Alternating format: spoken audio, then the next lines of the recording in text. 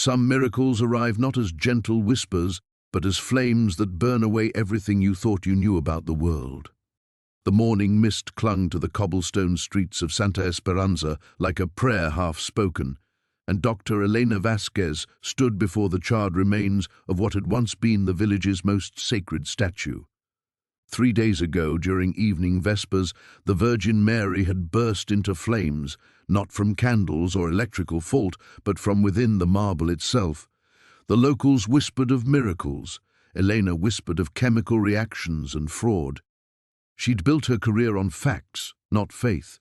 30 years of forensic pathology had taught her that everything impossible had a logical explanation.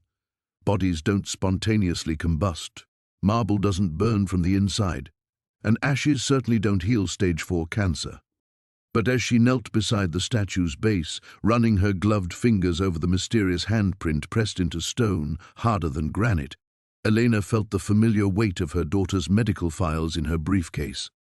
Sophia had perhaps weeks left, and Elena had exhausted every scientific option. Now, watching an elderly woman walk away from the ash pile after discarding her crutches, Elena faced a question that terrified her more than any autopsy. What if some things couldn't be explained, only experienced? Before we jump back in, tell us where you're tuning in from, and if this story touches you, make sure you're subscribed, because tomorrow I've saved something extra special for you.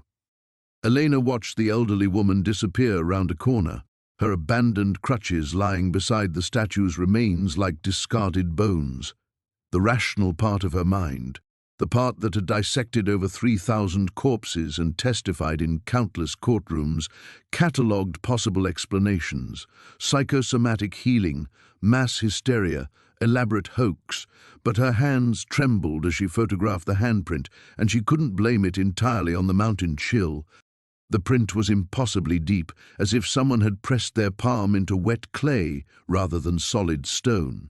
Elena had examined crime scenes where desperate people had clawed at concrete with their bare hands, leaving nothing but bloody scratches. This was different. The stone had yielded like flesh, capturing every ridge and wall in perfect detail. "Doctora?" Elena looked up to find Father Miguel approaching, his weathered face creased with concern. She'd arrived in Santa Esperanza 16 hours ago at the request of the Catholic Church, not for their faith, but for her reputation. When the Vatican needed someone to debunk miracles, they called scientists who couldn't be accused of bias. Elena's lapsed status and forensic credentials made her perfect for the job. "The handprint," she said, pulling out her tablet to show him the preliminary measurements. "Have you run it against everyone in the village?" "Si, doctora. Every man, woman and child, no matches." Father Miguel's English carried the careful precision of a man who'd learned it from textbooks. "But perhaps that is not the point." Elena bristled. She'd heard this before, the gentle suggestion that she was asking the wrong questions, looking in the wrong direction. "Then what is the point, Padre? Maybe some things choose us, rather than the other way around." She turned back to the statue's base, fighting the urge to pack her equipment and catch the next flight to Mexico City. In 12 hours, she documented 17 separate violations of basic physics. The marble had burned at temperatures that should have reduced it to powder, yet the base remained intact. Spectrographic analysis showed combustion signatures that matched no known accelerants. The ashes themselves defied classification. Organic and inorganic compounds fused in ways that shouldn't exist. And then there were the healings. Elena had interviewed 7 villagers who claimed the ashes had cured everything from arthritis to diabetes. She documented their conditions through medical records, photographs, and physical examinations. The evidence was undeniable, even if the explanation remained elusive. Her phone buzzed. A text from Sophia's oncologist in San Diego. "Latest scans show progression. Call me." Elena's chest tightened.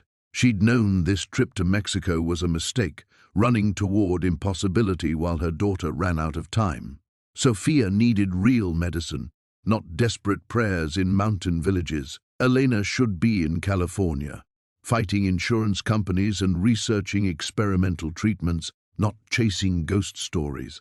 Doctora? Father Miguel had been watching her carefully. You have troubles at home. It wasn't a question.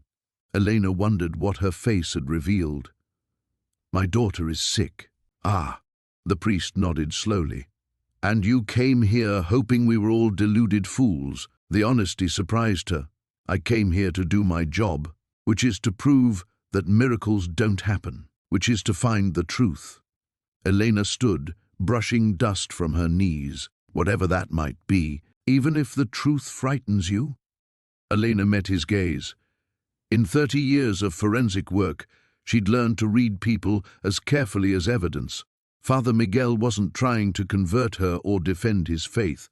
He was genuinely curious about what she'd discovered. I've seen things that would give most people nightmares, she said. I'm not easily frightened. But this is different. Again, not a question. Elena looked down at the handprint, then at the small pile of ashes that villagers had carefully tended since the burning. A light breeze scattered a few grains across her boots, and she felt an absurd urge to gather them up, to treat them with the same reverence she'd seen in the elderly woman's eyes. I don't believe in miracles, Padre. But you want to. The words hit harder than Elena expected. She'd built her career on skepticism, on the careful dismantling of impossible claims. Faith was what people clung to when science failed them. It was comfort food for the intellectually weak, wasn't it? Her phone buzzed again. This time it was Sophia herself. Mom, where are you? Dr. Chen says we need to talk when you get back. Elena's hands shook as she typed back, working. Home tomorrow. Love you. She stared at the message, then at the ashes, then at Father Miguel's patient face. Somewhere in the village, church bells began to ring, calling the faithful to evening prayers. The sound echoed off the mountains like a question waiting for an answer. I need to run more tests, Elena said finally. Father Miguel smiled. Of course, Doctora. Take all the time you need. But time was exactly what Elena didn't have. For her daughter, for her career, or for the careful wall she'd built between faith and reason. In Santa Esperanza, that wall was already beginning to crack. Elena packed her equipment as the church bells faded into silence, her movements mechanical and precise. The same ritual she'd performed at crime scenes across 3 continents. Seal the samples, catalogue the evidence, maintain the chain of custody. But her hands lingered over the vial containing ash particles, and she found herself wondering if standard forensic protocols applied to the impossible. The drive down the mountain took 2 hours, winding through villages that grew progressively larger and more connected to the world she understood. Cell towers replaced wooden crosses. Street lamps pushed back the darkness that had felt so absolute in Santa Esperanza. By the time Elena reached her hotel in Guadalajara, she could almost convince herself that the previous 18 hours had been some altitude-induced hallucination. Almost. Her laptop chimed with incoming emails as she settled into the sterile efficiency of her room. The usual bureaucratic demands, expense reports, testimony schedules, 3 universities requesting lectures on forensic methodology. The comfortable machinery of her professional life, grinding forward regardless of marble statues or impossible handprints. She opened her calendar, wincing at the density of obligations waiting in San Diego. Expert witness testimony in 2 murder trials, a backlog of autopsy reports, the forensic anthropology conference where she was scheduled to deliver the keynote address on scientific rigor in unexplained death investigations. The irony wasn't lost on her, but first, always first, was Sophia. Elena pulled up her daughter's medical files, a ritual that had become as routine as morning coffee over the past 8 months. The progression was undeniable, white blood cell counts climbing despite increasingly aggressive treatments, lymph nodes swelling in a pattern that every oncology textbook said meant one thing. Dr. Chen had been optimistic in the beginning, talking about 5-year survival rates and promising new immunotherapies. Now his emails carried the careful neutrality of a man running out of options. She scrolled through her phone's photo gallery, past crime scene documentation and evidence markers, until she found the folder labeled Sophia. Her daughter at 18, graduation cap slightly askew, grinning with the unshakable confidence of someone who believed the world would bend to her will. Sophia at 25, defending her master's thesis in biochemistry with the same fierce intelligence that had made Elena so proud. Sophia at 28, calling with news of her engagement to Marcus, voice bright with plans for a future that suddenly felt fragile as spun glass. The latest photos were harder to look at. Sophia trying to smile around the feeding tube. Sophia sleeping in the hospital bed that had become her world. Sophia's hair, once thick and dark like Elena's own, reduced to wisps that barely covered her scalp. Elena's phone rang, jarring her from the spiral of memory and fear. Marcus's name appeared on the screen. "How is she?" Elena asked, without preamble. "Sleeping. The new pain medication helps, but..." Marcus's voice carried the exhaustion of someone who'd been fighting a war nobody could win. "Dr. Chen wants to discuss palliative care options. He thinks maybe it's time to focus on comfort instead of..." "No." Elena's response was automatic, visceral. "We're not giving up. There are clinical trials, experimental treatments." "Elena." Marcus had started using her first name instead of calling her mom somewhere around the fourth hospitalization. "She's tired. We're all tired." Elena stared out the hotel window at Guadalajara's sprawling lights, each one representing someone with their own struggles, their own impossible situations. "I'll be home tomorrow. We'll figure something out." "Will we?" The question hung in the digital silence between them. Marcus was a good man, an engineer who believed in systems and solutions, but cancer had taught him the limits of rational problem-solving. "Sometimes I think you're more afraid of losing hope than losing her." The accusation stung because it carried the weight of truth. Elena had built her life on the certainty that every mystery had a solution, every question an answer. Faith was what people turned to when science failed them, but science hadn't failed Sophia, not yet. Had it? After Marcus hung up, Elena found herself staring at the vial of ashes on her nightstand. In the hotel's fluorescent lighting, they looked disappointingly ordinary, grey particles that could have come from any burned organic material. But she remembered the elderly woman's face, the perfect handprint pressed into stone, the 17 documented impossibilities that her equipment had recorded with mechanical precision. She opened her laptop and began typing her preliminary report for the Vatican's Office of Canonical Affairs. Her fingers moved automatically through the standard language.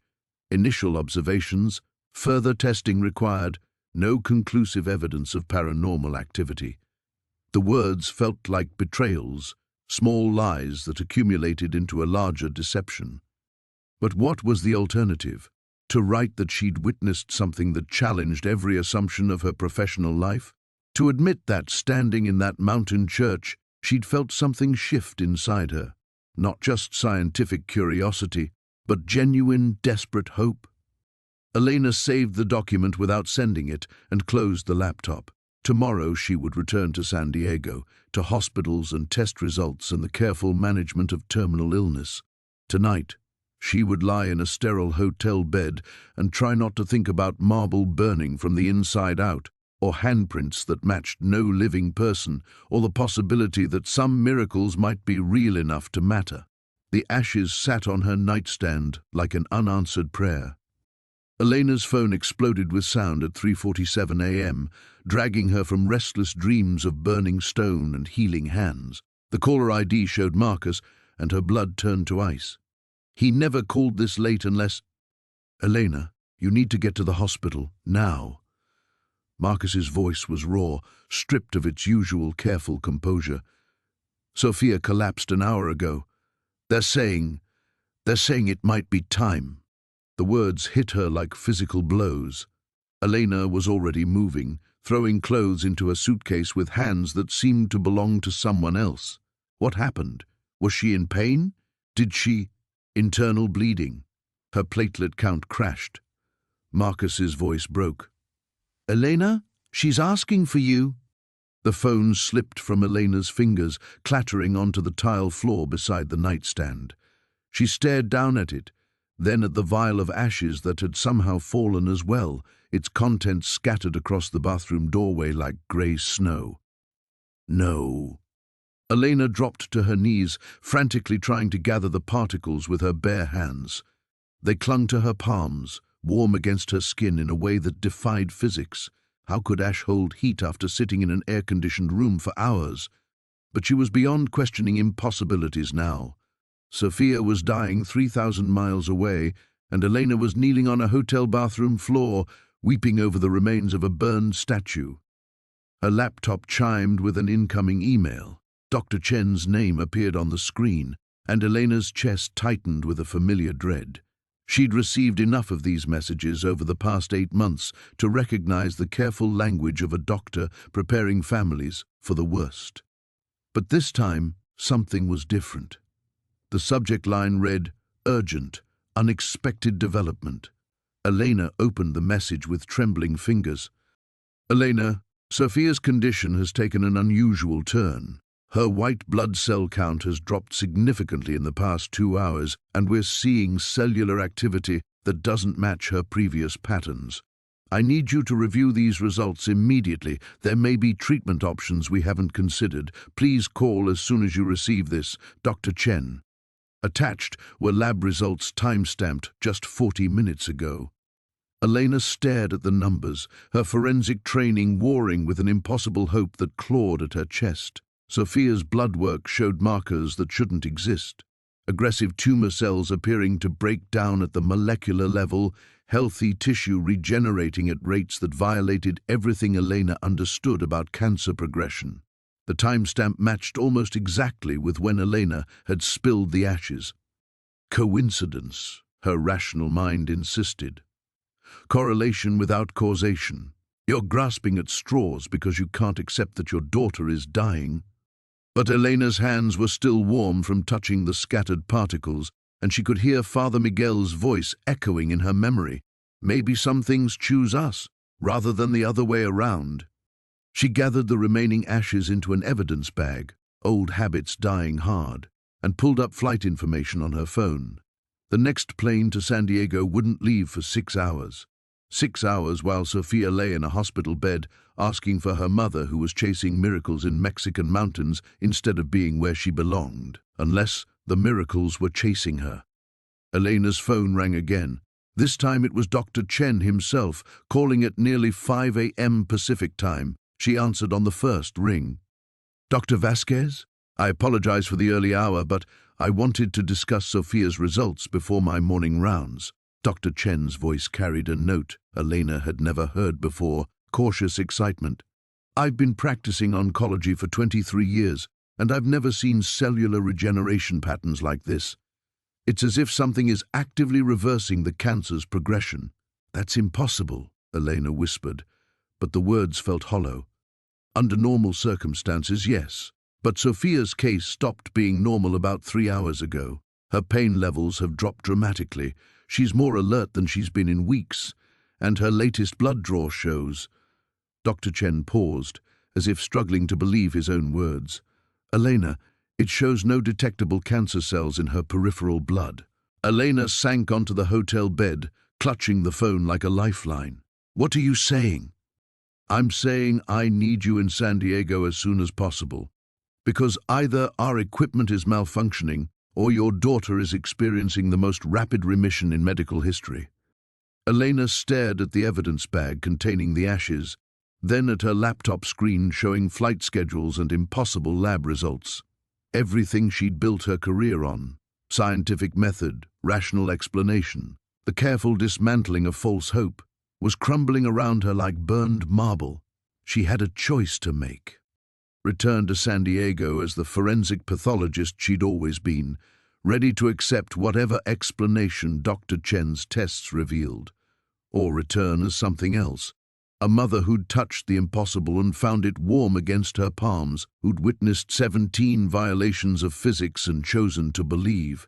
The ashes seemed to pulse with quiet heat through the plastic bag, waiting for her decision. Elena sat frozen on the hotel bed, the phone still warm against her ear, though Dr. Chen had hung up minutes ago. The evidence bag containing the ashes lay beside her laptop, and she found herself staring at both with equal parts fascination and terror. Sophia's blood work glowed on the screen, impossible numbers that made no medical sense, showing cellular regeneration that violated every law of oncology she understood. Equipment malfunction, her rational mind insisted. Lab contamination. Human error. Anything but what you're thinking. But her hands remembered the warmth of the scattered ashes, how they'd clung to her skin like they were alive. She'd spent 30 years building a reputation on scientific skepticism, on the methodical dismantling of impossible claims. Colleagues called her the mythbuster behind her back, a title she'd worn with pride. Elena Vasquez didn't believe in miracles because believing in miracles was how desperate people got hurt. People like her daughter, who'd tried everything from meditation to ayahuasca tea when conventional treatment started failing. People like her sister Carmen, who died clutching rosary beads and whispering novenas while cancer ate her alive. Faith was a luxury Elena couldn't afford, especially not now. She opened her contacts and scrolled to Dr. Patricia Wong, her former colleague at the FBI's forensic lab. Pat would run independent tests on the ashes without asking questions Elena couldn't answer. Elena started to dial, then stopped. What would she say? That she'd found miraculous healing powder in a Mexican mountain village? That her daughter's impossible recovery coincided with Elena spilling the remains of a burned statue? The phone buzzed with a text from Marcus. "Sophia's asking for you. She looks like she did before the diagnosis. It's impossible." Elena's chest tightened. She'd watched her daughter deteriorate over 8 months. The gradual loss of weight, energy, hope. Sophia's engagement photos showed a vibrant young woman planning a future with Marcus. Recent hospital selfies showed hollow cheeks and forced smiles that broke Elena's heart. If Sophia truly was recovering, Elena should be celebrating, not questioning the mechanism. But questions were all she had. They'd defined her career, her worldview, her identity. Elena Vasquez found answers, not miracles. She explained mysteries, didn't embrace them. Her laptop chimed with another email from the Vatican's Office of Canonical Affairs, a polite inquiry about her preliminary findings, wondering if she needed additional resources or support. Standard bureaucratic language that reminded Elena why she'd accepted this assignment, not to find miracles, but to debunk them. The Church needed skeptical analysis of alleged supernatural events, and Elena provided that service with surgical precision. She'd investigated 7 supposed miracles over the past 3 years. Each time, careful scientific analysis had revealed human fraud, natural phenomena, or mass hysteria. The weeping statue in Croatia had been caused by condensation from faulty plumbing. The healing spring in Portugal contained high levels of lithium that explained visitors' improved mood. The incorrupt saint in Italy showed signs of mummification consistent with environmental factors. Elena was good at her job because she looked past emotion to find facts, but Santa Esperanza challenged every fact she thought she understood. She pulled up the videos she'd recorded in the church, watching again as her instruments documented impossible temperatures, unexplained electromagnetic signatures, and 17 separate violations of basic physics. The handprint pressed into the stone base was perfect, too perfect for natural formation, yet matching no living person in the village database.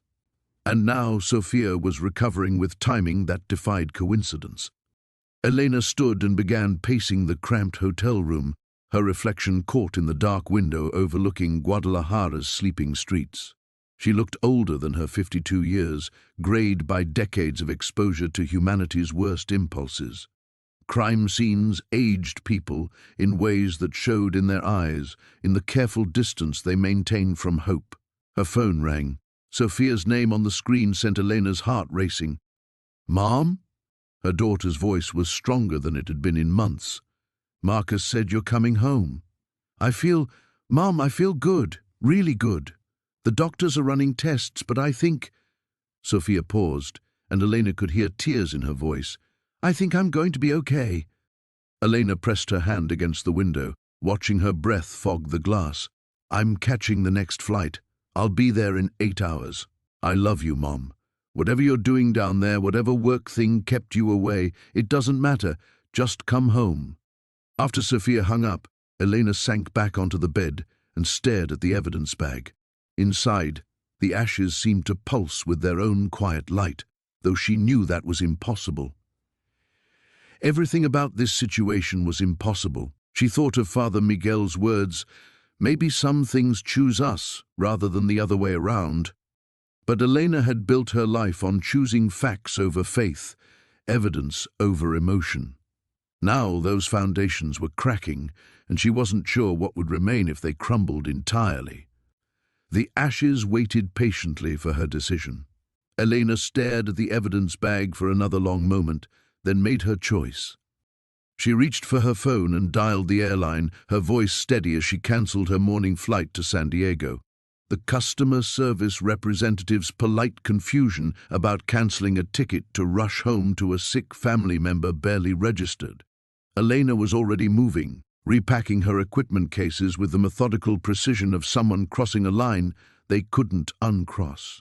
"I need transport back to Santa Esperanza," she told the hotel concierge in careful Spanish. "Today, as soon as possible." The young man looked surprised. "Señora, the mountain roads are difficult. Most tourists prefer to—" "I'm not a tourist." Elena's tone carried the authority of 30 years making decisions other people questioned. "And I'm not leaving Mexico yet." As she waited for the arranged driver, Elena composed an email to Dr. Chen that felt like stepping off a cliff. She would stay in Mexico for additional testing. Something unprecedented was happening here, something that might be connected to Sophia's impossible recovery. She needed more time to understand it. Her finger hovered over the send button. Once she pressed it, there would be no pretending this was a simple consulting job for the Vatican. No explaining to colleagues why she'd chosen to chase miracles instead of rushing home to her dying daughter's bedside. Except Sophia wasn't dying anymore, was she? The blood work said otherwise, and Elena had spent her career trusting scientific evidence even when it led to uncomfortable conclusions. She pressed send. The next email was harder. Marcus deserved an explanation, even if she couldn't provide one that made sense. Elena typed and deleted half a dozen drafts before settling on brutal honesty. Something in Santa Esperanza was connected to Sophia's recovery, and Elena needed to understand what. She would document everything, run every test possible, and return home with answers, or at least with whatever had brought her daughter back from the edge. Marcus's response came within minutes. "Are you serious? Sophia's finally getting better, and you're staying in Mexico to investigate what? Magic? This isn't like you, Elena." He was right. This wasn't like her. The Elena Vasquez who'd built a reputation on methodical skepticism would never prioritize chasing impossible phenomena over being with family. But that Elena hadn't watched marble burn from the inside out while her equipment recorded 17 violations of physics. That Elena hadn't felt ashes warm against her palms at the exact moment her daughter's blood work showed miraculous cellular regeneration. That Elena hadn't been forced to choose between the worldview that defined her and the desperate hope that might save her daughter's life. By noon, she was back in the rented SUV, climbing mountain roads towards Santa Esperanza with the evidence bag secured in a climate-controlled container and her scientific instruments recalibrated for extended fieldwork. The familiar landscape looked different now, not just backdrop for a routine investigation, but terrain she was choosing to explore despite every rational instinct screaming at her to flee. Elena had crossed a threshold somewhere between last night's phone call and this morning's cancelled flight. She was no longer just documenting alleged miracles for the Vatican's files. She was actively seeking something she'd spent her career denying could exist, pursuing answers that might invalidate everything she thought she knew about reality. The village appeared around the final curve like a question she wasn't sure she was ready to answer. Adobe buildings clustered around the central church where impossible things had happened, where Father Miguel waited with patient eyes and the unsettling certainty that some mysteries chose their own investigators. Elena parked outside the church and sat for a moment, gathering courage she didn't know she possessed. Through the SUV's windows, she could see villagers going about their afternoon routines, children playing in dusty streets, women hanging laundry, men tending small gardens with the patient attention of people who understood that some things couldn't be rushed. None of them seemed surprised to see her return. She unloaded her equipment cases with hands steadier than they had any right to be. The evidence bag containing the ashes seemed heavier now, weighted with implications that made her forensic training feel inadequate. Elena had spent decades analyzing physical evidence to solve human mysteries. Now she was about to test whether the impossible could be measured, documented, understood through scientific method, or whether some truths required different tools entirely. Father Miguel emerged from the church as she approached, his weathered face creasing into what might have been relief or recognition. "Dr. Vasquez, I wondered if you would return." Elena hefted her equipment cases and looked up at the church where marble had burned and left perfect handprints in stone. "I'm not sure I had a choice. Few of us do when called to witness wonders." Father Miguel's voice carried the gentle certainty of someone who'd made peace with mysteries larger than himself. "Your daughter, how is she?" Elena met his eyes and saw understanding there that she didn't question. "She's healing." "Gracias a Dios." Father Miguel stepped aside, gesturing toward the church doors. "Then perhaps it's time you discovered why." Elena followed Father Miguel into the cool shadows of the church, her equipment cases echoing against stone floors that had witnessed the impossible. The altar area looked different in daylight, less mystical, more clinical, the kind of environment where she usually felt most comfortable dismantling supernatural claims with methodical precision. But comfort felt like a luxury she'd left behind in Guadalajara. "Before we begin," Father Miguel said, settling onto a wooden pew with the careful movements of someone whose joints remembered decades of kneeling in prayer, "there are things you should know about Santa Esperanza, about why the statue chose to burn here, in this place." Elena set down her cases and pulled out her digital recorder, falling back on familiar protocols. "I'd like to document everything, your account of the events, the village's history, any previous unusual occurrences." "Previous occurrences." Father Miguel smiled, but it didn't reach his eyes. "Doctor, this village has been experiencing unusual occurrences for 500 years. The statue burning was simply the first one anyone bothered to investigate." Elena's hand stilled on the recorder. In her preliminary research, Santa Esperanza had appeared unremarkable, a small mountain community with standard Catholic traditions, no recorded miracles or pilgrimages. "What kind of occurrences?" "Healings, mostly. Small ones. A child's fever breaking overnight, arthritis pain disappearing after prayer, crops surviving drought when neighboring villages lost everything." Father Miguel's voice carried the matter-of-fact tone of someone reporting weather patterns. "Nothing dramatic enough to attract attention from outside. Until now. And you never reported these incidents to church authorities?" "Who would believe us?" Father Miguel gestured toward the mountains visible through stained glass windows. "We are nobody, Dr. Vasquez. A forgotten village where forgotten people live forgotten lives. The church has larger concerns than whether Maria Jimenez's diabetes improves after touching our altar rail." Elena started the recorder, her forensic instincts sharpening despite the growing certainty that standard investigative techniques might prove inadequate. "Tell me about the night the statue burned. Everything you remember, in sequence." Father Miguel closed his eyes, as if projecting the memory onto the darkness behind his eyelids. "Evening Mass. Perhaps 30 people in attendance, our usual congregation. I was reading from Luke, the passage about faith moving mountains." He opened his eyes and looked directly at Elena. The irony was not lost on any of us. after what happened next. What time did the combustion begin? 7:43.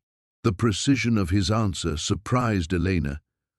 I remember because I had just checked my watch, wondering if I should hurry through the closing prayer.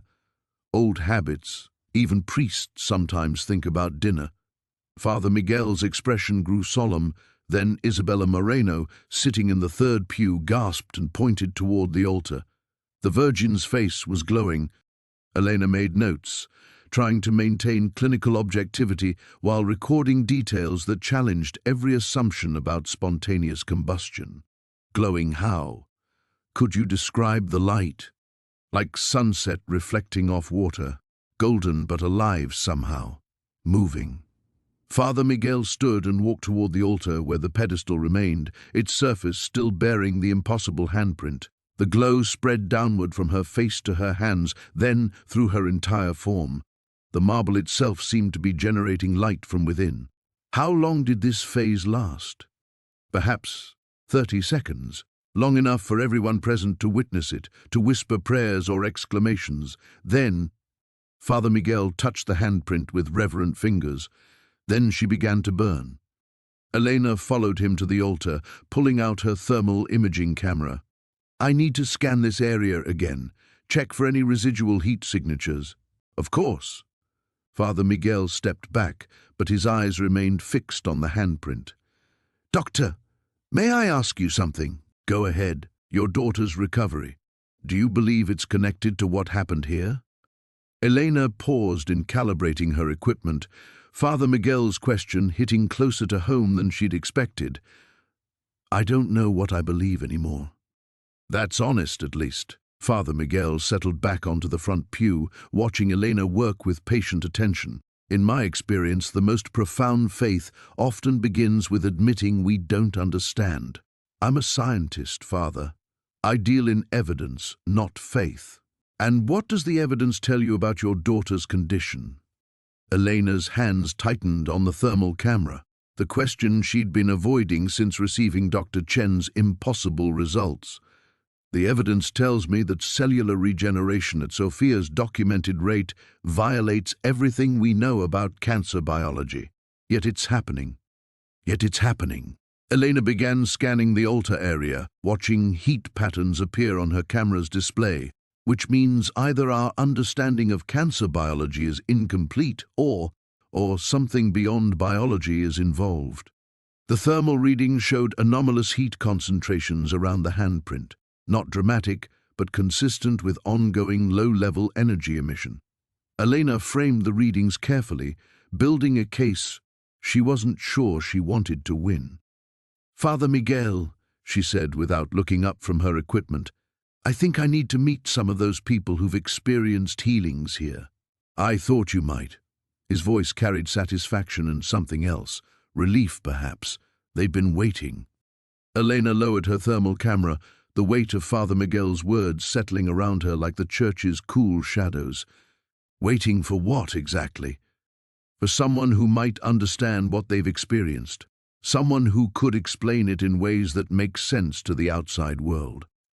Father Miguel's weathered hands clasped together, knuckles white with tension Elena hadn't noticed before. Doctor, these people have been carrying impossible stories for years. They've learned to stay quiet about miracles because miracles make people uncomfortable. The irony wasn't lost on Elena. She'd built her career making miracles uncomfortable, explaining them away with scientific precision until they became nothing more than misunderstood natural phenomena. Now she stood in a church where marble had burned from within, holding equipment that documented violations of physics, while her daughter's impossible recovery challenged everything she thought she knew about cellular biology. How many people are we talking about? 12, with documented medical conditions that improved after contact with the church. 3 more whose experiences. Father Miguel hesitated, searching for words. Their experiences were more difficult to categorize. Elena's forensic instincts sharpened.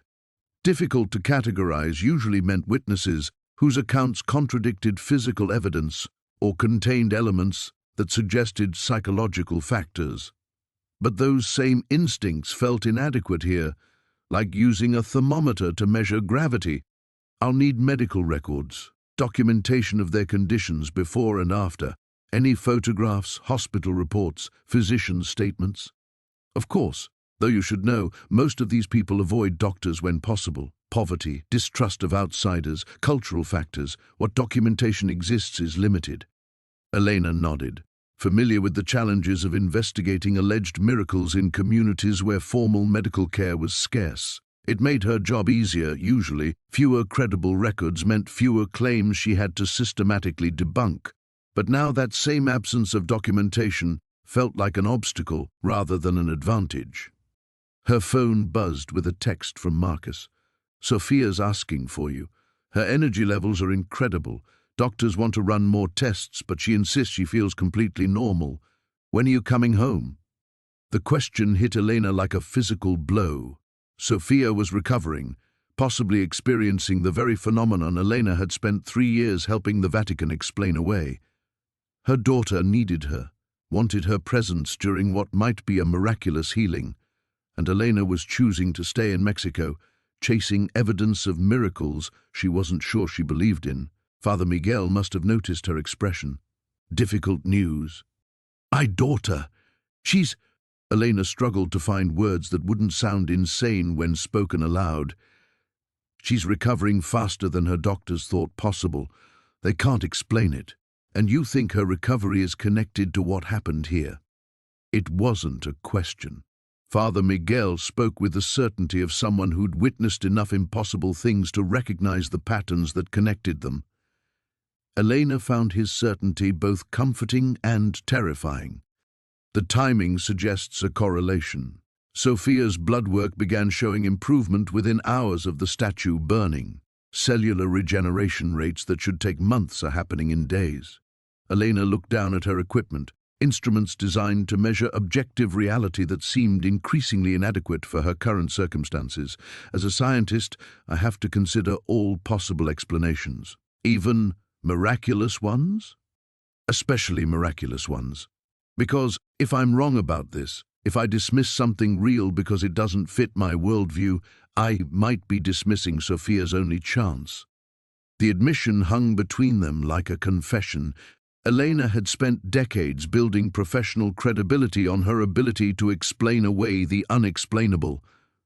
Now she was acknowledging that her skepticism might cost her daughter's life. Father Miguel stood slowly, joints protesting years of kneeling in prayer. The people you need to meet live scattered throughout the village.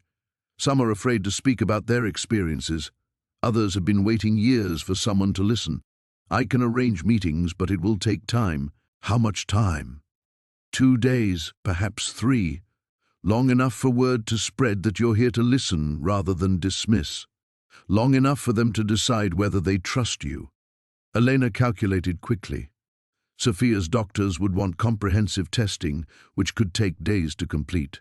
Marcus would handle the medical consultations with his usual competence, and Elena couldn't help Sophia from San Diego if the key to her daughter's healing lay buried in Santa Esperanza's impossible stories. 3 days, she agreed, feeling another bridge burn behind her. But Father Miguel, I need complete honesty from everyone involved. If I'm going to document these experiences, I need accounts that will stand up to scrutiny. Honesty is all we have to offer. Father Miguel moved toward the church doors, then paused. "Doctor, may I ask what changed your mind? Yesterday you seemed determined to find rational explanations for everything that happened here." Elena looked back at the altar, where impossible handprints remained pressed into stone, where marble had burned, while her instruments recorded violations of known physics. "Yesterday my daughter was dying, and miracles were academic curiosities I got paid to debunk. Today," she lifted her thermal camera, its display still showing anomalous heat patterns around the handprint. "Today I'm not sure I can afford the luxury of skepticism." The weight of her admission settled around Elena like the church's stone walls, heavy, permanent, inescapable. She had just spoken aloud the truth she'd been avoiding since Dr. Chen's impossible phone call. Her daughter's life might depend on phenomena that could destroy Elena's scientific credibility forever. Father Miguel studied her with eyes that had witnessed decades of human struggle. "There's something else you should know before you begin interviewing the others." Something about the handprint itself. Elena's attention sharpened, her forensic instincts cutting through the emotional fog. What about it? It's not the first one. The words hit Elena like cold water. She turned back toward the altar, thermal camera forgotten in her hands. What do you mean? Father Miguel approached the pedestal where the impossible handprint remained pressed into marble. This church was built in 1847, on the foundation of a smaller chapel that dated to the Spanish conquest. When we renovated the altar in 1963, we found another handprint, deeper, older, pressed into the original stone foundation. Elena's scientific training warred with growing dread. Where is that handprint now? Beneath this one, the same size, the same position, as if— Father Miguel's voice dropped to barely above a whisper, as if the same hand reached through 5 centuries to touch the same spot twice. The thermal camera slipped from Elena's suddenly nerveless fingers. Only Father Miguel's quick reflexes saved the expensive equipment from shattering against the stone floor. "Doctor, are you all right?" Elena wasn't all right. Nothing was all right. She was standing in a church where impossible things happened, with disturbing regularity, where handprints appeared across centuries, where her dying daughter was somehow healing through processes that violated everything she understood about cellular biology. The ground beneath her feet, literal and metaphorical, felt increasingly unstable. "I need to see it," she managed. The original handprint. That would require removing the current altar stone. A significant undertaking, and possibly— Father Miguel hesitated. Possibly dangerous. Dangerous how? The last time we disturbed that foundation stone during the renovation, 3 workers reported vivid dreams for weeks afterward. Dreams of a woman in white standing in flames, speaking words they couldn't understand but somehow recognized. Father Miguel's weathered hands traced the edge of the current handprint. One worker, Miguel Santos, claimed the woman in his dreams was calling to someone who hadn't been born yet. Someone who would come looking for answers when the time was right. Elena felt the blood drain from her face. When did Miguel Santos have these dreams?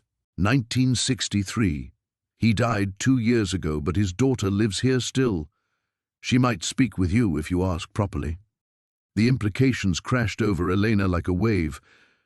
If Miguel Santos had dreamed about someone coming to investigate the church in 1963, and if those dreams somehow connected to current events, then the phenomena in Santa Esperanza weren't random occurrences. They were part of a pattern spanning decades, possibly centuries. A pattern that might include Sophia's recovery. Elena's phone buzzed again.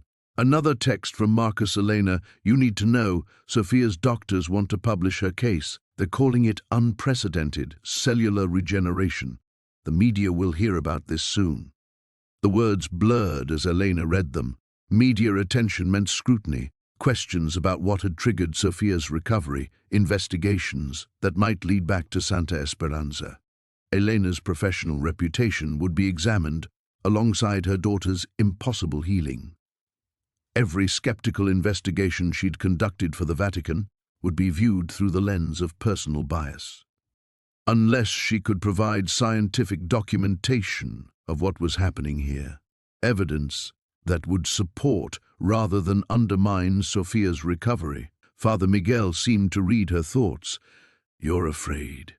"Terrified," Elena admitted. "If I'm wrong about this, if I document phenomena I can't explain and it destroys my credibility, Sophia could suffer. But if I'm right, if there's something real happening here, and I miss it because I'm too frightened to investigate properly, your daughter could miss her only chance at complete healing." Elena nodded, unable to trust her voice. Everything she'd built, everything she'd worked for, balanced on the edge of this decision. Document the impossible and risk professional suicide, or maintain scientific caution and potentially fail Sophia when she needed help most. "There's a third option," Father Miguel said quietly, "which is, trust that truth, whatever form it takes, is worth pursuing for its own sake. Document what you find honestly, without worrying about consequences for your reputation or career. Let the evidence speak, even if it speaks in languages science hasn't learned yet." Elena looked around the church where marble had burned, where handprints bridged centuries, where her equipment recorded impossible phenomena with stubborn electronic consistency. Everything she'd learned about physics, biology, and rational investigation was being tested against realities that shouldn't exist. But they did exist. The thermal readings proved it, Sophia's blood work confirmed it, and Elena was no longer sure which would be the greater betrayal, of science or of hope. Elena stared at her phone screen, Marcus's words blurring as the full weight of her situation crashed down around her. Media attention, publication, questions she couldn't answer about Sophia's recovery without sounding like she'd lost her mind. Her hands trembling, she dialed Dr. Chen's number. He answered on the second ring. "Elena, thank God. I've been trying to reach you. Sophia's case, it's unprecedented. We need to discuss publication parameters and—" "No publication." The words came out sharper than she intended. "Not yet." Silence stretched across the connection before Dr. Chen's confused voice returned. "Elena, Sophia's cellular regeneration rates are rewriting everything we know about cancer recovery. This could help thousands of patients. We have an obligation." "I said no." Elena's voice echoed off the church walls, drawing a concerned look from Father Miguel. "Give me 2 weeks. Please." "2 weeks for what?" "Elena, what aren't you telling me?" Elena closed her eyes, feeling the last foundations of her carefully constructed professional life cracking beneath her feet. "I can't explain yet.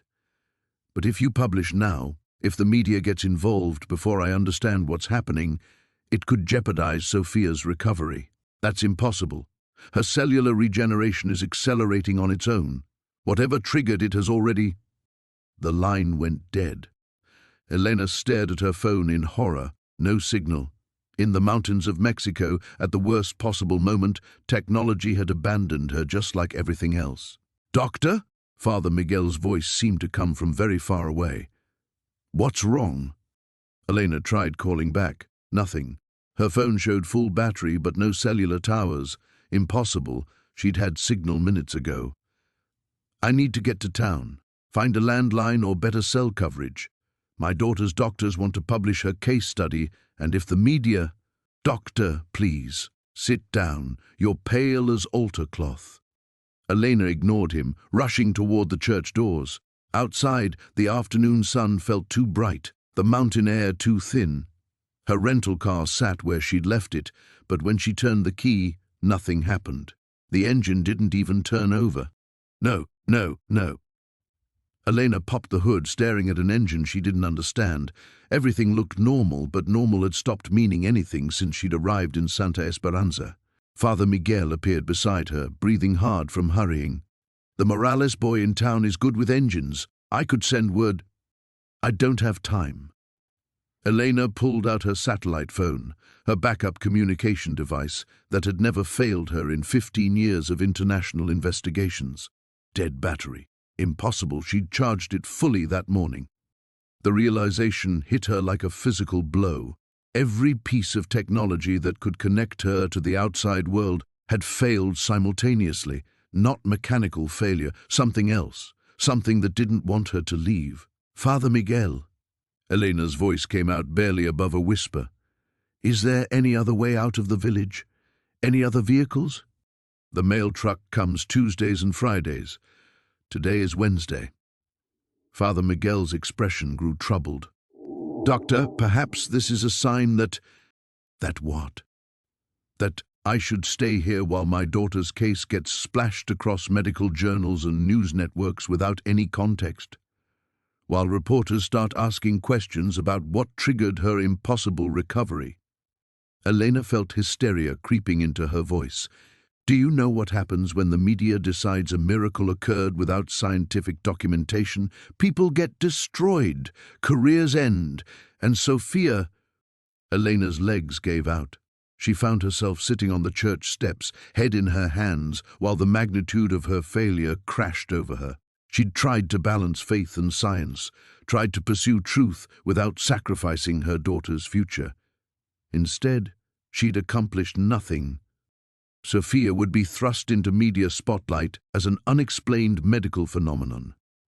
Elena's past work debunking miracles would make her look like a hypocrite or a fool when she couldn't explain her own daughter's recovery. The Vatican would distance themselves from her. Universities would question her objectivity. Insurance companies might claim Sophia's treatment costs weren't covered because her healing was miraculous rather than medical. Everything she'd built, everything she'd worked for, crumbling because she'd chased impossible phenomena in a Mexican mountain village. "I failed her," Elena whispered. "I came here looking for answers, but I've only made everything worse." Father Miguel settled beside her on the stone steps. "Sometimes we must lose everything we think we know before we can find what we truly need. That's not how science works. That's not how life works." Elena looked up at the mountains surrounding Santa Esperanza, beautiful and impassable. Sophia needed her mother, and instead she got a woman who abandoned her to chase shadows and handprints that might not mean anything. "Doctor, your daughter's healing began here, in this church, the night our Virgin burned. That's not coincidence." "Maybe not, but I'll never prove it now." And without proof, without documentation that makes sense to the medical establishment, Sophia's story becomes a curiosity rather than hope. The sun was setting behind the mountains, painting the sky the same golden color Father Miguel had described seeing on the Virgin's face before she burned, beautiful and terrible and utterly beyond Elena's ability to explain or control. She was trapped in a place where miracles happened, while everything she'd ever worked for turned to ash. Elena sat in the fading light, watching shadows stretch across the village like reaching fingers. The golden sky reminded her of Sophia's hair when she was small, before the chemotherapy had stolen its luster, before Elena had learned that love wasn't always enough to save the people you cherished most. "Doctor," Father Miguel said quietly, "there's something I haven't told you." Elena barely lifted her head. What more could there be? What other impossible revelation could make her situation worse? "The night before you arrived, I had a dream." Father Miguel's weathered hands clasped together. "I saw a woman standing where you're sitting now, weeping for her daughter. In the dream, the Virgin spoke to me. She said, the mother's tears will become the daughter's healing, but only when she stops demanding proof and starts believing in love." Elena laughed bitterly. "Convenient timing for a prophetic dream, Father. I've been having the same dream for 3 years." The words hit Elena like a slap. She turned to stare at Father Miguel, seeing no deception in his weathered face, only the quiet certainty of someone who'd learned to trust impossible truths. 3 years, she repeated slowly, "since Sophia's diagnosis. Since the night I found the first ashes." Elena's world tilted. "What ashes?" Father Miguel stood slowly, extending his hand to help her up. "Come, there's something you need to see." Against her better judgment, Elena followed him back into the church. Her equipment sat forgotten near the altar, expensive instruments that had failed to capture the most important measurement of all, the distance between what science could explain and what love could accomplish. Father Miguel led her behind the altar to a small wooden cabinet Elena hadn't noticed before. From it, he withdrew a simple glass vial filled with what looked like ordinary ash. "The statue has burned before?" Elena's voice cracked. "Not the statue, but the Virgin. She leaves gifts sometimes, small amounts of ash that appear on the altar after particularly intense prayer sessions. Always when someone in the village is dying." Father Miguel held the vial up to the light streaming through stained glass windows. 3 years ago, Maria Sandoval was dying of the same cancer that afflicts your Sophia. Her family came here to pray for a miracle. Elena's scientific training screamed warnings, but she couldn't look away from the vial. "What happened to Maria?" "She recovered completely. No medical explanation. The doctors in Guadalajara called it spontaneous remission, but Maria knew better. She knew the Virgin had answered her family's prayers. And the ash?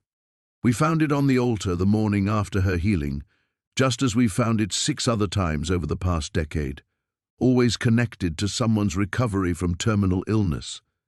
Father Miguel's eyes met Elena's. "I've been saving it, waiting for someone who could help me understand what it means." Elena stared at the vial, her mind racing through implications that terrified and thrilled her in equal measure. "Have you tested it? Any scientific analysis?" "How could we? Until you arrived, no one with proper equipment had ever taken our stories seriously." The revelation crashed over Elena like a wave. She'd been so focused on documenting the statues burning that she'd missed the larger pattern. Santa Esperanza wasn't just a place where one impossible thing had happened. It was a place where healing occurred regularly, quietly, witnessed by people the outside world dismissed as superstitious peasants. People like her daughter, who was recovering from terminal cancer. Elena's legs gave out again, but this time Father Miguel caught her arm, steadying her against the altar where impossible handprints waited in stone. "You think Sophia's healing is connected to this place," Elena whispered, "even though she's never been here. Distance means nothing to the Virgin's love. Your daughter's healing began the night you agreed to investigate our miracle, the moment you opened your heart to possibilities larger than your instruments could measure." Elena looked at her equipment scattered around the altar: thermal cameras, electromagnetic field detectors, spectrometers designed to quantify the unquantifiable. For 3 years, she'd used these tools to explain away other people's hope, to reduce their deepest spiritual experiences to measurement errors and wishful thinking. Now she understood the truth that had been staring her in the face since Dr. Chen's impossible phone call. She hadn't come to Santa Esperanza to debunk a miracle. She'd come to witness one. Sophia's recovery wasn't a coincidence that happened to correlate with Elena's investigation. It was the reason for her investigation, the pulling of threads in a tapestry too large for any one person to comprehend. "The ashes," Elena said suddenly. "I need to test them, all of them. Cross-reference with Sophia's blood work, analyze molecular composition, look for patterns that might explain—" "Doctor!" Father Miguel's voice cut through her scientific excitement. "What if the explanation is simpler than your instruments can detect? What if some things are meant to be received rather than analyzed?" Elena stared at the vial of ash, at the handprint in stone, at the place where marble had burned while her daughter healed 1,000 miles away. Everything she'd believed about the relationship between faith and science was crumbling, but something else was taking its place. Something that felt like hope wearing the disguise of understanding. For the first time since arriving in Santa Esperanza, Elena wasn't afraid of what she might discover. She was afraid of what she might become. Elena stood motionless for a long moment, the vial of ashes catching the last rays of sunlight filtering through the stained glass. The fear that had paralyzed her outside, the terror, professional ruin, of failing Sophia, of losing everything she'd built, was transforming into something else entirely. Not certainty, but purpose. "Father Miguel," she said, her voice steadier than it had been all day. "I need to see all of it. Every vial of ash you've collected, every record you have of the healings. And I need to speak with Maria Sandoval." Father Miguel's weathered face broke into the first genuine smile she'd seen from him. "Now you begin to understand." "I understand that I've been approaching this wrong from the beginning."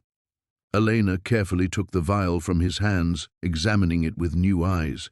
"I came here to debunk or validate a single incident. But this isn't about one burning statue. It's about a pattern of healing that's been happening for years." "Decades," Father Miguel corrected. "The stories go back to my predecessor, Father Jose, and before him to Father Antonio. Always the same, desperate families bringing their dying loved ones to pray, and sometimes the Virgin answers." Elena's scientific mind began reorganizing the data, but differently now. Instead of looking for ways to disprove the impossible, she found herself mapping connections. 7 healings over 10 years, 7 vials of ash appearing after intense prayer sessions, all involving terminal illnesses that medicine had declared hopeless. "The documentation," Elena said suddenly. "You must have kept records. Death certificates that were never filed, medical records showing impossible recoveries. This isn't just folklore. This is verifiable data. Father Miguel nodded. Maria Sandoval keeps her medical files. So do the others. They're proud of what happened, even if the outside world wouldn't believe them. For the first time since her phone call with Dr. Chen, Elena felt the crushing weight of helplessness begin to lift. There was a path forward, not the one she'd originally planned, but something far more significant. She could document a pattern of healing that spanned years, compile medical evidence from multiple cases, create a body of research that would be impossible to dismiss as coincidence or wishful thinking. "I need to call Dr. Chen back," Elena said, then caught herself. "When the phones work again. Perhaps the communication failures aren't meant to stop you from leaving," Father Miguel suggested gently. "Perhaps they're meant to give you time to understand what you're truly documenting before you try to explain it to the outside world." Elena nodded slowly. The thought should have terrified her, being cut off from the world while Sophia's case moved forward without her input. Instead, she felt oddly relieved. The frantic urgency to control every aspect of the situation was giving way to something more sustainable, methodical investigation guided by hope rather than desperation. "There's something else," Father Miguel said, hesitating. "Maria Sandoval isn't the only survivor still living in Santa Esperanza. 3 of the 7 are here. They've been waiting to meet you, but I wanted to see if you were ready to hear their stories." Elena felt a surge of excitement that reminded her why she'd become a scientist in the first place, not to debunk mysteries, but to uncover truths that could change lives. "Can we meet with them tonight?" "They're already gathering at Maria's house. They've been praying for your daughter since word spread about why you really came to Santa Esperanza." The words hit Elena unexpectedly hard. While she'd been wrestling with equipment failures and professional anxieties, people she'd never met had been praying for Sophia's healing. The isolation she'd felt since arriving, the sense that she was facing an impossible situation alone, cracked open to reveal something she'd forgotten existed: community. Why would they do that? They don't even know us. Because they understand what it means to love someone who's dying, and they know what it feels like when the impossible becomes possible. Father Miguel gathered the other vials of ash from the cabinet. They want to share their stories not for fame or validation, but because they believe their experiences might help save your daughter. Elena looked around the church where everything had changed. Her understanding of science, her relationship with faith, her approach to the inexplicable.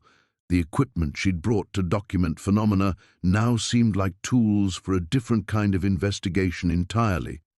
Not to prove or disprove miracles, but to bridge the gap between medical documentation and spiritual truth. "All right," Elena said, surprising herself with the steadiness in her voice. "Let's go hear what they have to say." As they prepared to leave the church, Elena caught sight of the handprint pressed into stone beside the altar. Earlier, it had seemed like evidence of something that shouldn't exist. Now it looked like what it had always been, proof that some truths required more than instruments to understand. She was no longer afraid of what she might discover in Santa Esperanza. She was eager to find out who she might become in the process. The walk to Maria Sandoval's house took them through narrow streets where Elena's earlier panic seemed like a distant memory. The evening air carried the scent of wood smoke and cooking beans, ordinary village smells that somehow felt sacred now. Elena noticed details she'd missed before: small shrines carved into doorways, candles flickering behind windows, the way people nodded respectfully as Father Miguel passed. "Doctor," Father Miguel said as they climbed a steep cobblestone path, "before we arrive, I should prepare you. These women, their stories will challenge everything you think you know about the boundaries between faith and medicine." Elena adjusted her grip on the equipment bag she'd insisted on bringing. "I'm beginning to think those boundaries were never as clear as I believed." Maria Sandoval's house sat perched on a hillside overlooking the church, its adobe walls painted the same warm yellow as candlelight. Through an open doorway, Elena could see several women gathered around a wooden table, their faces illuminated by oil lamps. The scene looked like something from a different century. until she noticed the modern medical documents spread across the table's surface. Dr. Vasquez. Maria rose to greet them, and Elena was struck by the woman's vitality. Whatever cancer had once ravaged her body had left no visible traces. "We've been waiting for you." Elena found herself surrounded by warm embraces and rapid Spanish that her academic understanding of the language couldn't quite follow, but the emotional content was unmistakable: welcome, hope, shared understanding of what it meant to watch someone you loved slip away. "Please sit," Maria said, switching to careful English. "We have prepared something for you." The table was covered with medical documents: X-rays, blood test results, oncology reports, death certificates that had never been filed. Elena's scientific training kicked in automatically as she began scanning the paperwork, but what she saw defied every medical principle she understood. "Stage 4 pancreatic cancer," murmured Carmen, a woman in her 60s who looked decades younger. 6 months to live, they said. That was 8 years ago. Elena examined Carmen's medical records with growing amazement. The progression was documented in stark medical language: metastasis, liver involvement, complete kidney failure. Then, abruptly, the cancer markers dropped to 0. Organ function returned to normal. Subsequent scans showed no evidence of disease. "The doctors called it laboratory error," Carmen continued. "Said the original tests must have been contaminated or misread. But I remember what I felt like before I prayed here. I remember saying goodbye to my grandchildren." Elena moved to the next set of documents. Terminal brain tumor, inoperable, 8 months to complete neurological failure. The MRI images showed a mass that should have been fatal. The follow-up images, taken just weeks later, showed clear brain tissue. "Spontaneous regression," said Rosa, the patient whose impossible recovery was documented in the films. That's what they wrote in my chart, as if giving it a medical name explained anything. Elena found herself looking at 7 distinct cases spanning a decade. 7 different types of terminal illness. 7 complete recoveries that occurred within days of intensive prayer sessions at the village church.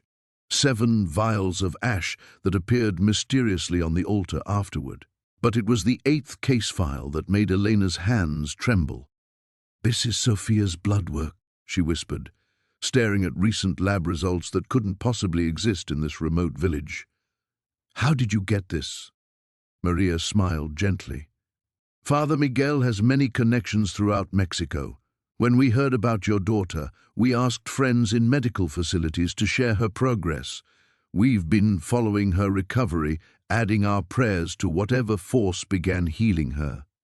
Elena studied Sophia's blood chemistry, documented week by week since the moment she'd agreed to investigate Santa Esperanza. The cancer markers told an impossible story, a steady, consistent decline that corresponded exactly with Elena's presence in the village.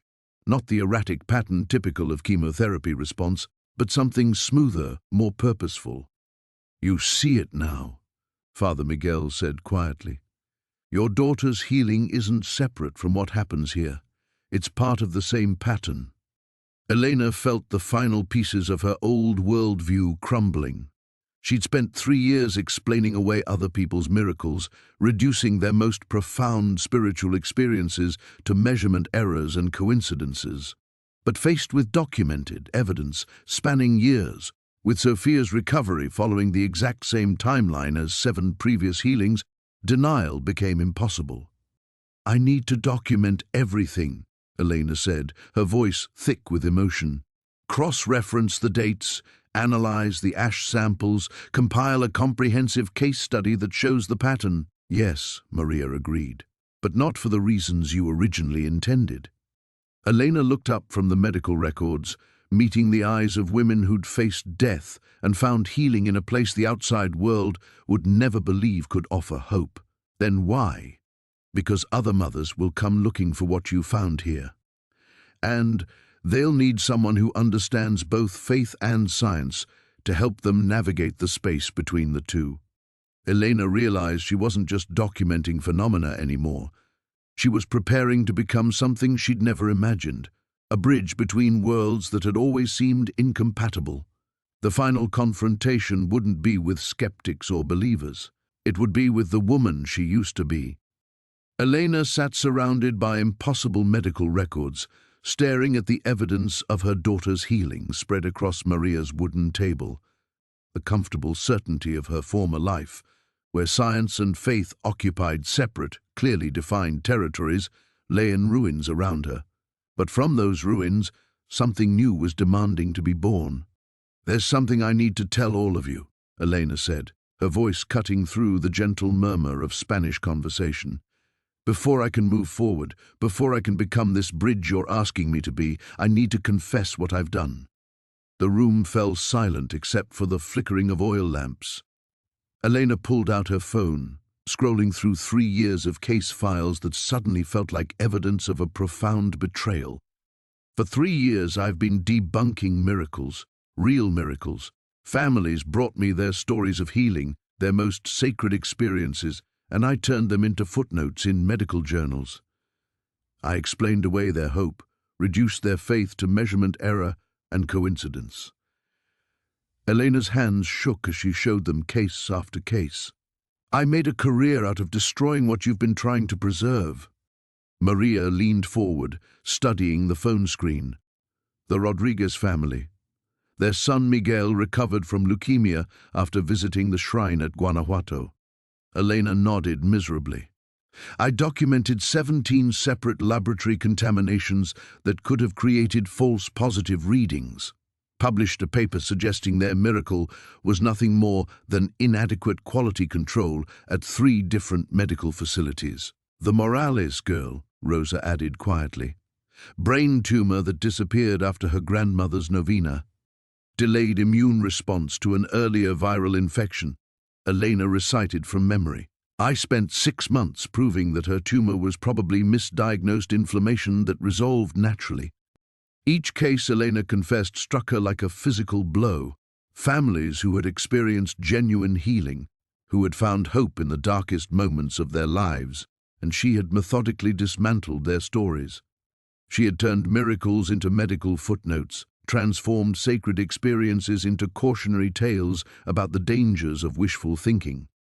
"I didn't just document these cases," Elena continued, her voice breaking. "I testified against families seeking recognition from the church. I helped insurance companies deny coverage for treatments sought after miraculous healings. I became the scientific voice that said their experiences were delusions." Father Miguel placed a weathered hand over Elena's phone, gently lowering it to the table. "And now? Now I understand what I destroyed. Every case I debunked was probably real. Those families experienced something as profound as what Sophia is experiencing, and I convinced the world to ignore them." Elena looked around the room at faces that should have shown anger or judgment. Instead, she saw only compassion. "How can I become a bridge between faith and science when I've spent years burning those bridges?" Carmen reached across the table, covering Elena's hands with her own. "Because destroying something teaches you exactly how it was built. You know better than anyone what kinds of evidence the scientific community requires, what arguments they'll use to dismiss miraculous healing. You understand their language," Maria added, "their methods, their skepticism. That makes you more valuable, not less." Elena stared at the medical records scattered around her. 7 documented healings that she would have spent months explaining away just weeks ago. The same analytical skills that had made her devastatingly effective at debunking miracles could now be turned toward documenting them properly, creating evidence so comprehensive that even the most determined skeptic would be forced to acknowledge the pattern. "But the families I hurt will be vindicated when you publish the real truth," Rosa interrupted. "Every case you documented still exists. You can revisit them with new understanding, show how they fit into the larger pattern you're discovering here." Elena felt something shifting inside her, not just her understanding of miracles, but her sense of purpose. The guilt over her past work wasn't disappearing, but it was transforming into determination. She had indeed learned how to destroy the bridge between faith and science. Now she could use that knowledge to build something stronger. The ash samples, Elena said suddenly, her scientific instincts awakening with new purpose. If I can prove they contain elements that shouldn't exist, genetic material from the woman who died here 5 centuries ago, that becomes documentation no medical journal can dismiss. And Sophia's case, Father Miguel added. Real-time documentation of healing that corresponds directly with your presence here. Not folklore or ancient stories, but contemporary medical evidence. Elena looked around the table at women who had every reason to distrust her, who could have remained silent about their experiences rather than risk having another scientist explain away their miracles. Instead, they had opened their lives to her, shared their most precious secrets, trusted her with documentation that could either validate or destroy their stories. The final test wasn't about choosing between faith and science. It was about proving they had never been enemies in the first place. Elena began gathering the medical records, her movements precise and purposeful. She had work to do, not the destructive work of her past, but something that could redeem every miracle she had ever denied. The woman she used to be was dying. The woman she was becoming had miracles to document. Elena's hands moved with surgical precision as she organized the medical records, but her newfound determination shattered when her phone suddenly blazed to life with missed calls and messages. The communication blackout that had protected her from the outside world was over. 17 missed calls from Dr. Chen, she whispered, watching the notifications cascade across her screen. 8 from the hospital. 3 from... Her voice caught. 3 from Sophia. The room fell silent as Elena played the most recent voicemail. Sophia's weak voice filling the space between them. "Mom, where are you? They want to start an experimental treatment tomorrow, but Dr. Chen says she can't reach you. The blood work is confusing them. They're saying impossible things about my numbers. I need you here." Elena's hands trembled as she scrolled through Dr. Chen's increasingly urgent messages. The final text, sent just an hour ago, made her blood freeze. "Elena, Sophia's case has attracted attention from the Medical Ethics Board.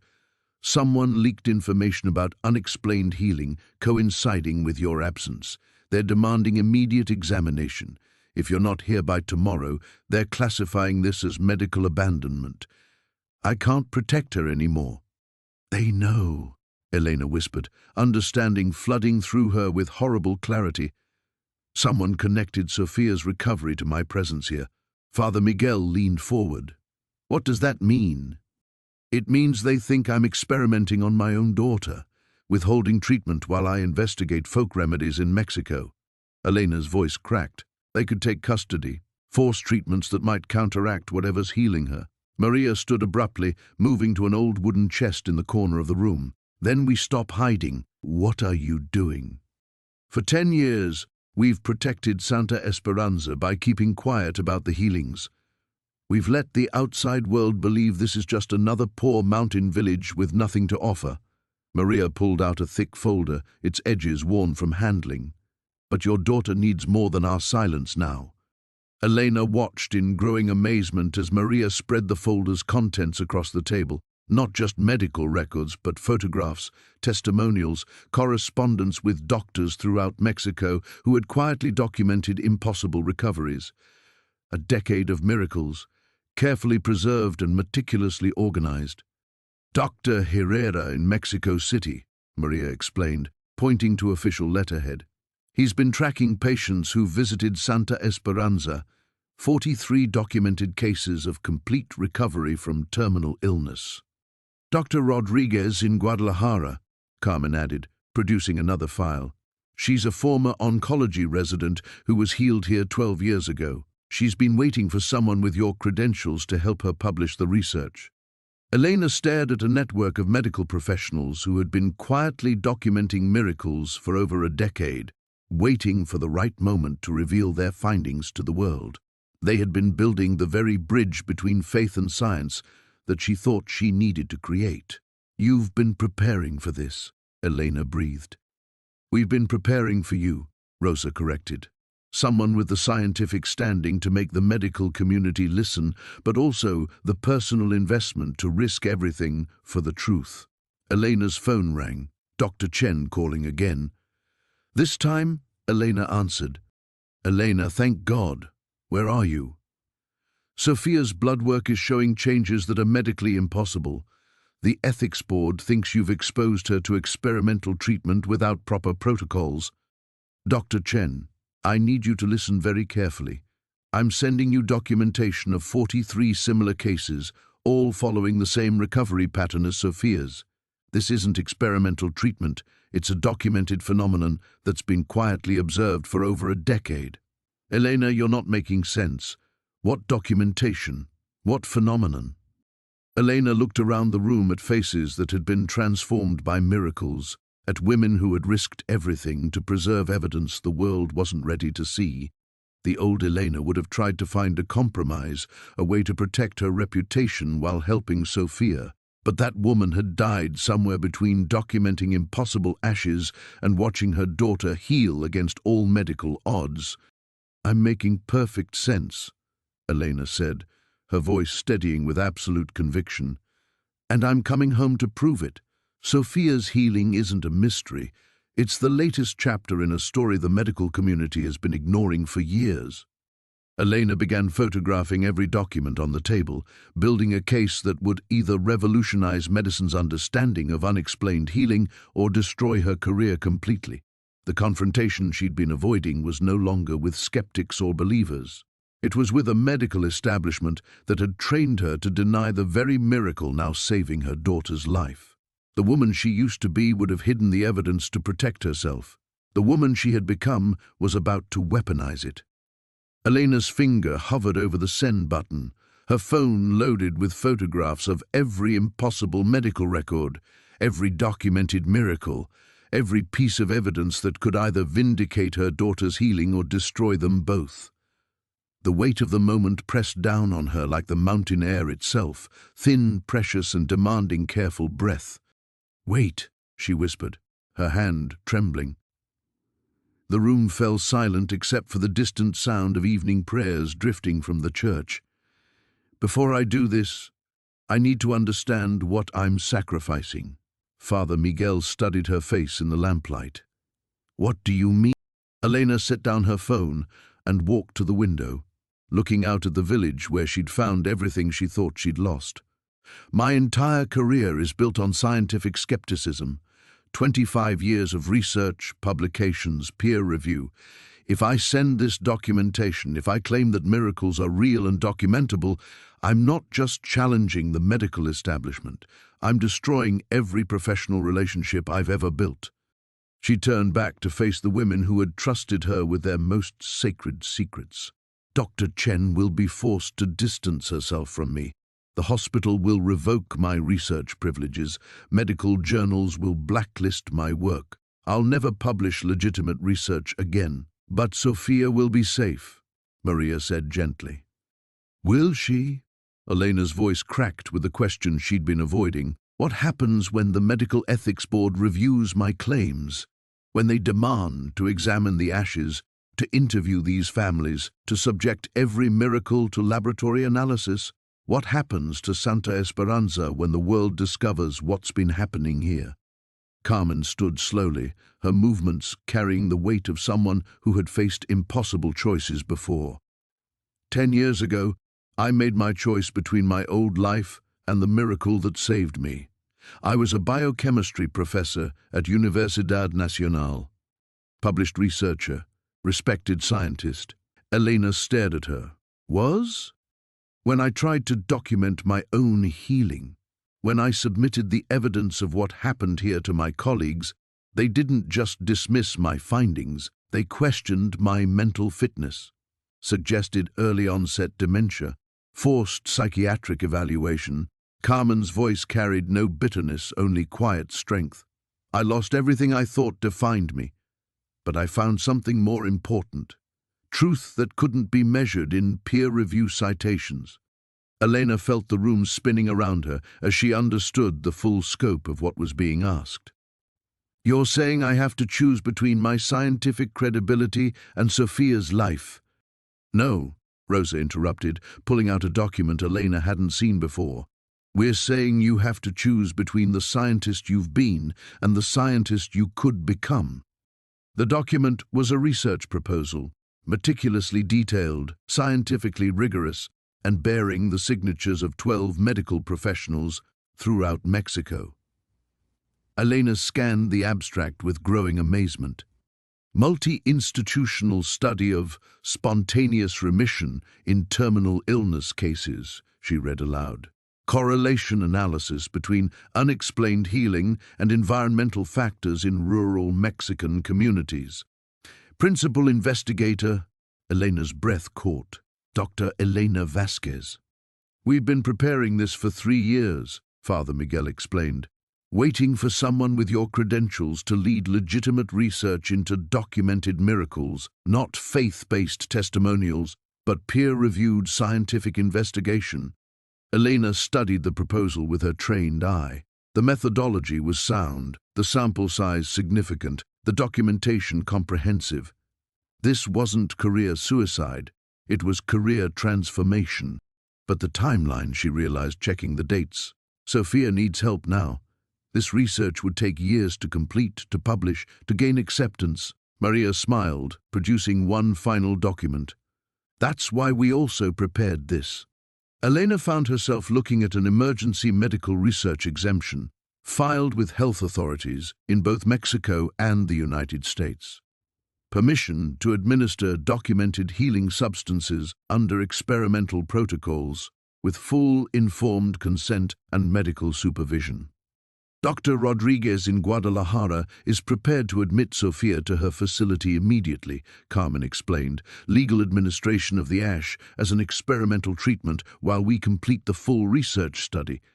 Elena felt everything shifting again, but this time toward possibility rather than destruction. You're offering me a way to save Sophia and maintain scientific integrity. We're offering you a way to become the bridge you were meant to be, Father Miguel corrected. But it requires sacrificing the safety of anonymity. Your name will be permanently associated with miracle research. Win or lose, you'll never be just another forensic pathologist again. Elena looked at her phone, at the evidence that could save her daughter, at the women who had risked everything to preserve hope for families they'd never meet. The old Elena would have calculated risks, weighed probabilities, chosen the path that protected her reputation. But as she reached for her phone to send Dr. Chen the emergency research exemption, Elena realized that woman was already gone. The sacrifice wasn't her career. It was the fear that had kept her from using her gifts for something greater than professional safety. She pressed send, watching her old life disappear into digital space as her new one began. The cost of winning was everything she'd been. The reward was everything she could become. Elena watched the message sent notification fade from her screen, and with it, the last vestige of the careful life she'd spent 25 years constructing. The silence in the room felt profound, not empty, but full of possibility that hadn't existed moments before. Her phone buzzed immediately. Dr. Chen. Elena. What the hell is this emergency research exemption? Experimental administration of unidentified healing substances. The ethics board is going to... Dr. Chen. Sophia is dying, Elena interrupted, her voice carrying a steadiness that surprised her. I've documented healing properties in ash samples from this location that correlate with 43 previous cases of complete remission. The experimental protocol follows all established guidelines for compassionate care exemptions. Elena, you sound like someone I don't recognize. The words hit Elena with unexpected clarity. She looked around the room at women who had become allies, mentors, friends in ways her professional colleagues had never managed. Good. The person you knew was hiding from the truth because it threatened her comfortable assumptions. After she hung up, Elena felt the weight of what she'd just done settling over her like the mountain evening. She had crossed a line from which there was no return. Tomorrow, Her carefully curated reputation would begin its public dismantling as news of her miracle research spread through medical communities that thrived on skepticism and professional conservatism. "Are you afraid?" Maria asked, as if reading her thoughts. Elena considered the question seriously. 3 weeks ago, the answer would have been an immediate yes. Professional disgrace, career suicide, public ridicule, those had been her deepest fears. But sitting in this room, surrounded by evidence of healings that defied everything she'd been trained to believe, Elena realized her fears had fundamentally shifted. "I'm terrified," she admitted, "but not of losing my reputation. I'm afraid I won't be good enough at this new kind of science, that I'll fail the families who are counting on me to document their miracles properly." Carmen leaned forward. "What makes you think this is different from the work you've always done?" "Because forensic pathology deals with certainties. Bodies tell clear stories. Cause of death, time of death, physical evidence that leads to logical conclusions." Elena gestured at the medical records spread across the table. "This requires me to document impossibilities and make them credible to people who've spent their careers dismissing them." Father Miguel stood and walked to an old bookshelf, returning with a worn journal Elena hadn't seen before. This belonged to Dr. Santos, the village physician who first documented healings here 30 years ago. "He wrote something I think you need to read." Elena opened to a bookmarked page, scanning handwritten notes in Spanish until she found the highlighted passage. She translated aloud.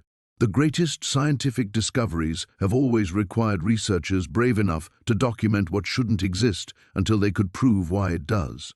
We are not abandoning scientific method. We are expanding its boundaries to include phenomena that current knowledge cannot yet explain." The words resonated through Elena's chest like a bell.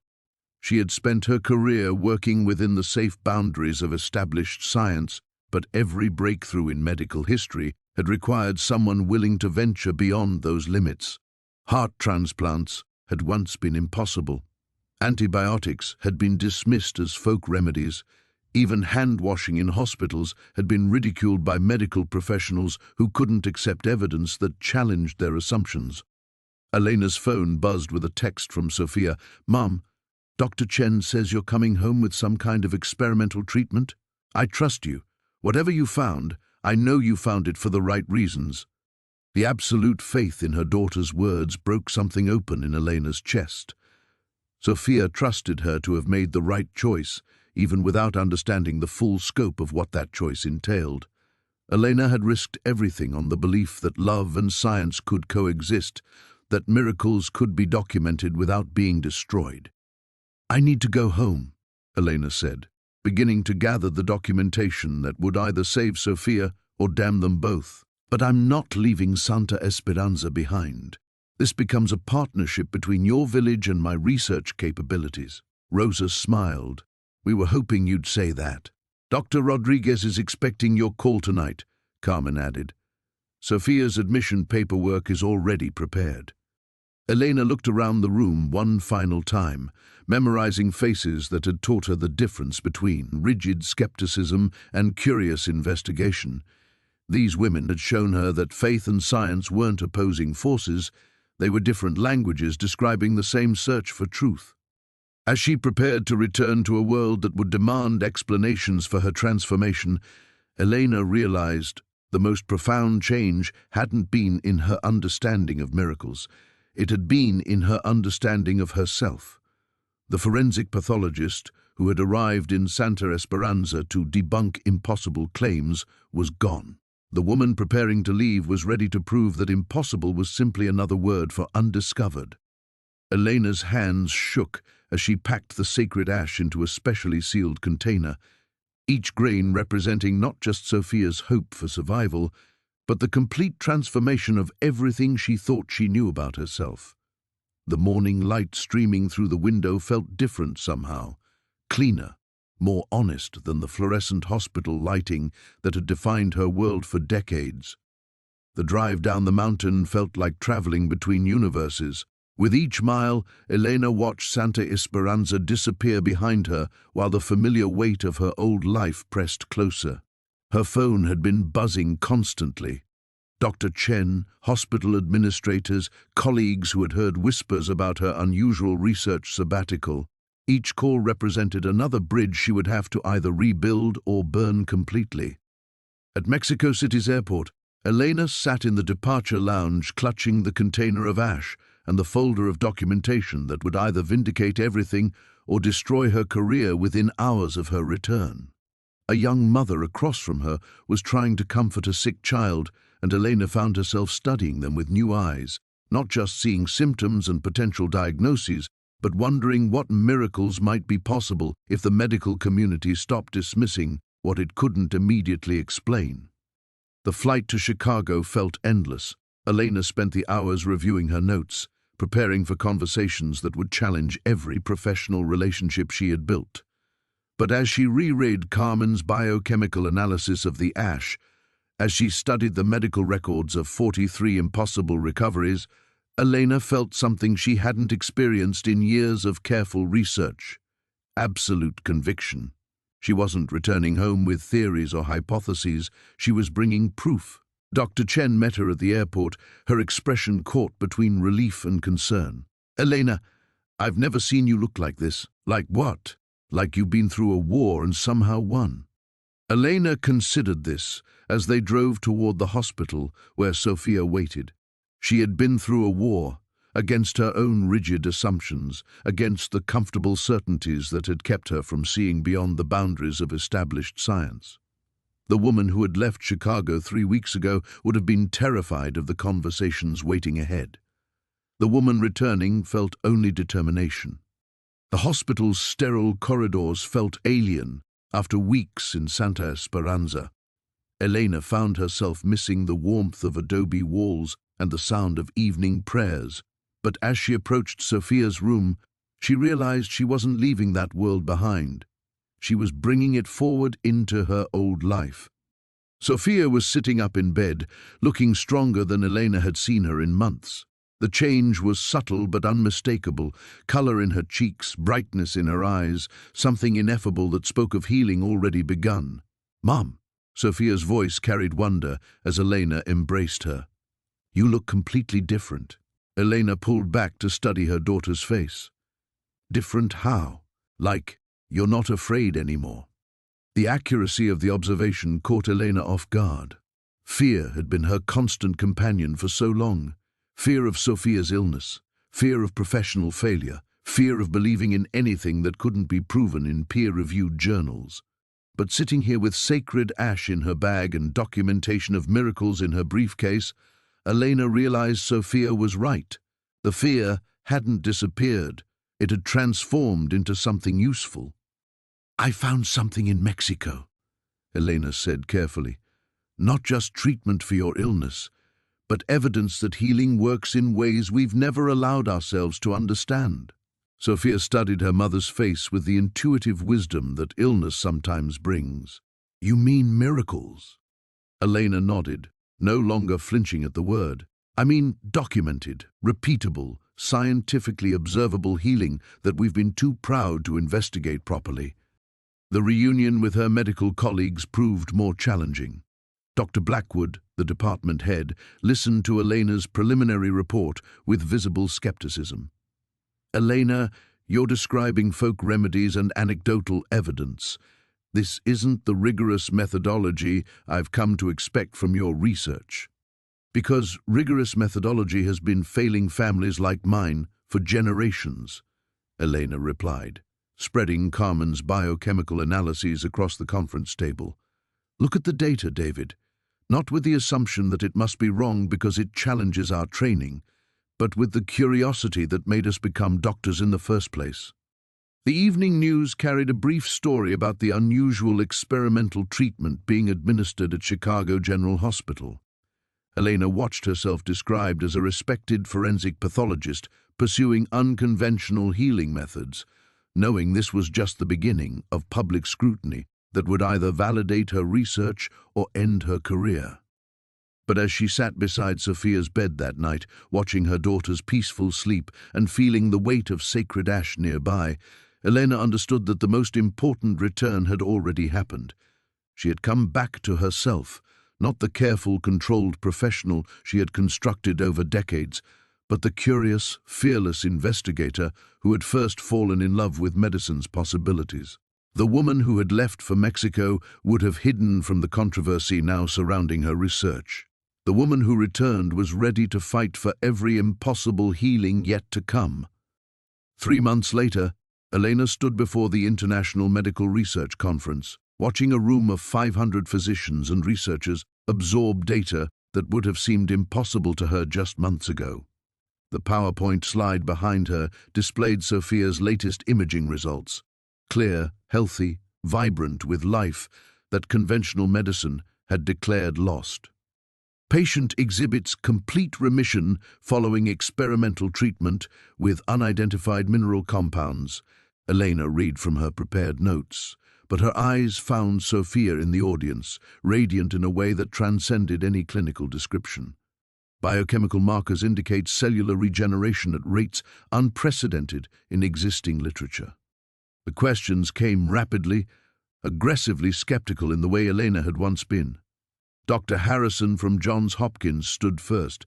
Dr. Vasquez, how do you reconcile these extraordinary claims with basic scientific principles? Elena smiled, recognizing the fear beneath his hostility. By expanding our definition of what constitutes basic scientific principles. 300 years ago, physicians rejected the existence of germs because they couldn't see them. We're making the same mistake with healing mechanisms that operate beyond our current measurement capabilities. The medical journal that had published her preliminary findings was flooded with responses, half denouncing her work as pseudoscience, half requesting collaboration opportunities.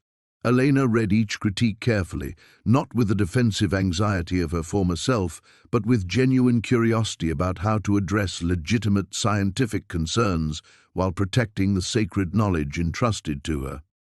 Carmen had flown to Chicago for the conference, her presence a reminder of the village Elena now visited monthly to continue her research.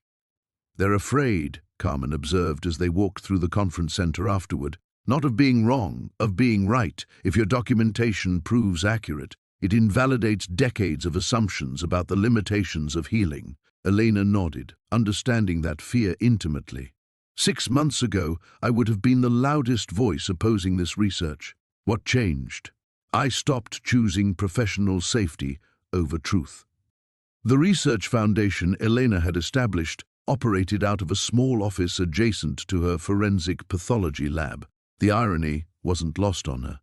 Spending mornings investigating death's mysteries and afternoons documenting life's impossible recoveries. The work required different skills, but the same fundamental curiosity that had always driven her best investigations. Sophia had enrolled in pre-med courses at Northwestern, her illness now a memory that informed rather than limited her ambitions. "I want to understand what you found in Mexico," she told Elena over dinner one evening. "Not just the healing, but the courage to believe in it." "I'm not sure it was courage," Elena reflected. "More like desperation that finally outweighed caution. Maybe that's what courage is, caring about something more than you care about being safe." Elena's relationship with the medical establishment had settled into an uneasy coexistence. Some colleagues dismissed her work entirely, others quietly sent patients whose conditions had exhausted conventional options. Elena treated each case with the same methodical documentation she had always brought to forensic investigations, building an evidence base that grew stronger with each documented healing. The hardest part hadn't been the professional criticism or the career transformation. It had been learning to live with mysteries that resisted complete explanation. The ash from Santa Esperanza continued to defy comprehensive analysis, its healing properties undeniable but scientifically inexplicable according to current understanding. Elena had learned to document miracles without needing to decode them entirely. On weekends, she often returned to Santa Esperanza, where Rosa's garden flourished, and Father Miguel continued evening masses that drew pilgrims from across Mexico. The village had changed. Medical researchers now worked alongside faith healers, documenting recoveries that bridged the gap between ancient wisdom and modern science. "You look happy," Rosa observed during Elena's most recent visit, watching her tend to plants whose healing properties Elena was slowly cataloguing. Elena considered this as she worked soil between her fingers. Happiness felt too simple a word for the complex satisfaction of work that mattered beyond professional advancement. "I look purposeful," she corrected, "like I'm finally using my skills for something bigger than my reputation." The evening news no longer found Elena's research particularly newsworthy. Controversy had given way to cautious acceptance as her documented results accumulated. Medical schools were beginning to include courses on integrated healing approaches. Elena found herself invited to lecture not as a curiosity, but as a pioneer in expanding medical understanding. Standing in her laboratory that night, Elena held a vial of sacred ash up to the light, watching particles that had saved her daughter's life catch fluorescent illumination. The forensic pathologist who had arrived in Santa Esperanza to debunk impossible claims would never have imagined this moment, surrounded by evidence of miracles, respected for research that challenged everything medicine thought it knew.